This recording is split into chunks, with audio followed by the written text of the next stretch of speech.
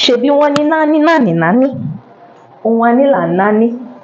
aṣẹ́gità á máa náání èpo igi bẹ́ẹ̀ alápatà á máa náání egun ẹran kódà ọlọ́tí gan á máa náání ìgò èmi ló wá dé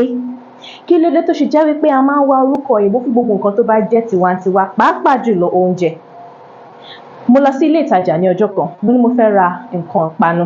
mo bá ní mo fẹ́ ra kúlíkúlí aláta mo bá mú kan o mo bá wọ̀ ra rẹ̀ pé kí náà tiẹ̀ kọ́ sí o mo bá rí peanut crackers ẹ dákun èmi ló ṣe kúlíkúlí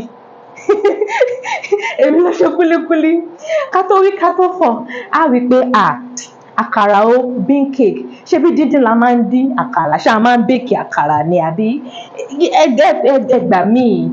àbí tá a bá pàdé ẹnìkan tí kì í ṣará ìlú wa tó bá ní pé kí là ń jẹ ẹ jẹ́ kí àwọn náà kọ orúkọ bá ṣe ń pè káwọn náà pè kí nìyí mọ́ínmọ́ín tàbí ọ̀ọ̀lẹ̀ kì í ṣe bean pudding ẹ ṣé o